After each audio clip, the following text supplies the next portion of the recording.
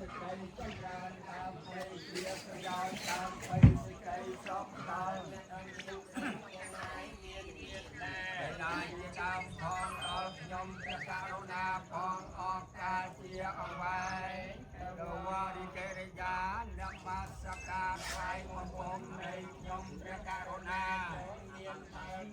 មានព្រះអង្គមកព្រះអង្គជាព្រះអរហន្តដល់ដល់សាទ្រង់ត្រាស់ដឹងនៅនៃធម៌ចំពោះដោយប្រពៃព្រះអង្គដែលមានគ្រូអាចារ្យណាប្រដៅ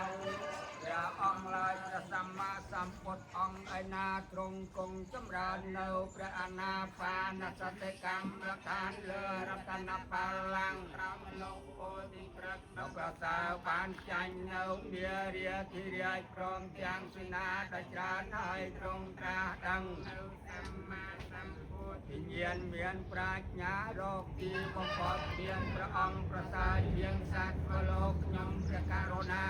ក្រាបថ្វាយបង្គំនៅព្រះសម្មាសម្ពុទ្ធអង្គនោះដោយ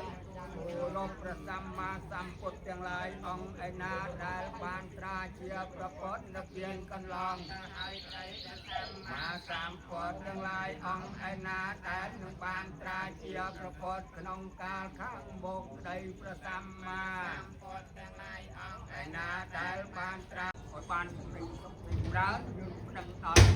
ចាស់ទៅចាស់ដីដែលជាថែរក្សានៅភូមិចម្រាំងអូយយើងទាំងមូលនេះ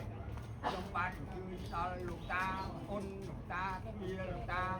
និយាយយើងនិយាយទាំងអស់ដែលជាអ្នកគ្រប់គ្រងនៅទឹកដីចម្រាំងអូយយើងទាំងមូលនេះ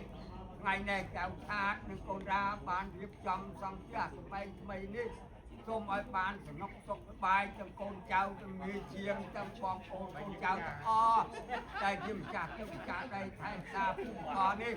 យើងទាំងអស់គ្នាមិនអាចមើលគាត់ឃើញទេមានតែគាត់ទេមើល